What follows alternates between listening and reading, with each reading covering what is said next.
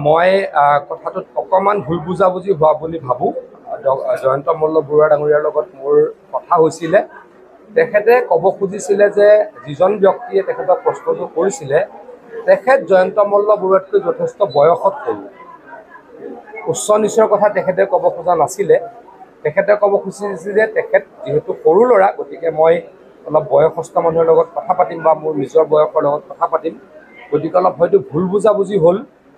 জয়ন্ত মল্ল বৰুৱা ডাঙৰীয়াৰ মই সতীৰ্থ হিচাপে তেখেতৰ লগত ব্যক্তিগত মোৰ ভাই ককাই সম্পৰ্ক।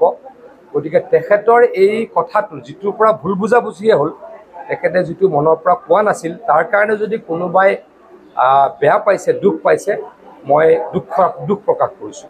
তেখেতক হয়তো এতিয়ালৈকে কাকো সোধা নাই, সুধিলে নিশ্চয়কৈ ক'ব। আপোনালোকে মোক সুধিলে কাৰণে মই কৈছোঁ। মই কথা পাতিছোঁ, মোক কৈছে যে মই এনেকৈ কোৱা নাছিলোঁ, মই সৰু ডাঙৰ কথাটো বয়সৰ কথাৰে ক'ব খুজিছিলোঁ। মই ইমান নাজানো, মই ইমান ডিটেইলছত মই নাজানো।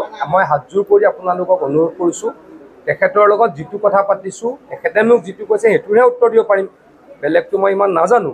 মুঠৰ ওপৰত মই তেখেতক যেতিয়া সুধিছিলোঁ এতিয়া কি হ'ল জয়ন্তদা, তেতিয়া ক'লে যে পীযুষ মই এনেকৈ ক'ব খোজা নাছিলোঁ, মই উচ্চ নিচ বা ক্লাছিফিকেশ্যন এনেকুৱা কৰিব খোজা নাছিলোঁ।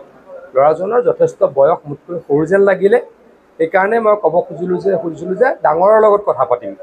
গতিকে তাৰ পাছতো জয়ন্ত মল্ল বৰুৱা ডাঙৰীয়াৰ এই কথাটোৱে যদি কাৰোবাক দুখ দিছে, মই তেখেতৰ সতীৰ্থ হিচাপে দুখ প্ৰকাশ কৰোঁ। মই কথাটোত অকণমান ভুল বুজাবুজি হোৱা বুলি ভাবোঁ। জয়ন্ত মল্ল বৰুৱা ডাঙৰীয়াৰ লগত মোৰ কথা হৈছিলে। তেখেতে ক'ব খুজিছিলে যে যিজন ব্যক্তিয়ে তেখেতক প্ৰশ্নটো কৰিছিলে তেখেত জয়ন্ত মল্ল বৰুৱাতকৈ যথেষ্ট বয়সত সৰু। উচ্চ নিচৰ কথা তেখেতে ক'ব খোজা নাছিলে। তেখেতে ক'ব খুজিছিল যে তেখেত যিহেতু সৰু ল'ৰা, গতিকে মই অলপ বয়সস্থ মানুহৰ লগত কথা পাতিম বা মোৰ নিজৰ বয়সৰ লগত কথা পাতিম।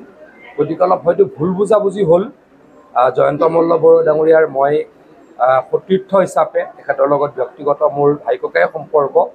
গতিকে তেখেতৰ এই কথাটো যিটোৰ পৰা ভুল বুজাবুজিয়ে হ'ল, তেখেতে যিটো মনৰ পৰা কোৱা নাছিল, তাৰ কাৰণে যদি কোনোবাই বেয়া পাইছে, দুখ পাইছে, মই দুখ প্ৰকাশ কৰিছোঁ। তেখেতক হয়তো এতিয়ালৈকে কাকো সোধা নাই, সুধিলে নিশ্চয়কৈ ক'ব। আপোনালোকে মোক সুধিলে কাৰণে মই কৈছোঁ। মই কথা পাতিছোঁ, মোক কৈছে যে মই এনেকৈ কোৱা নাছিলোঁ, মই সৰু ডাঙৰ কথাটো বয়সৰ কথাৰে ক'ব খুজিছিলোঁ। মই ইমান নাজানো, মই ইমান ডিটেইলছত মই নাজানো। মই হাতযোৰ কৰি আপোনালোকক অনুৰোধ কৰিছোঁ, তেখেতৰ লগত যিটো কথা পাতিছোঁ, তেখেতে মোক যিটো কৈছে সেইটোহে উত্তৰ দিব পাৰিম। বেলেগটো মই ইমান নাজানো। মুঠৰ ওপৰত মই তেখেতক যেতিয়া সুধিছিলোঁ এতিয়া কি হ'ল জয়ন্তদা, তেতিয়া ক'লে যে পীযুষ মই এনেকৈ ক'ব খোজা নাছিলোঁ, মই উচ্চ নিচ বা ক্লাছিফিকেশ্যন এনেকুৱা কৰিব খোজা নাছিলোঁ। ল'ৰাজনৰ যথেষ্ট বয়স মোতকৈ সৰু যেন লাগিলে, সেইকাৰণে মই ক'ব খুজিছিলোঁ যে ডাঙৰৰ লগত কথা পাতিম। গতিকে তাৰ পাছতো জয়ন্ত মল্ল বৰুৱা ডাঙৰীয়াৰ এই কথাটোৱে যদি কাৰোবাক দুখ দিছে, মই তেখেতৰ সতীৰ্থ হিচাপে দুখ প্ৰকাশ কৰোঁ।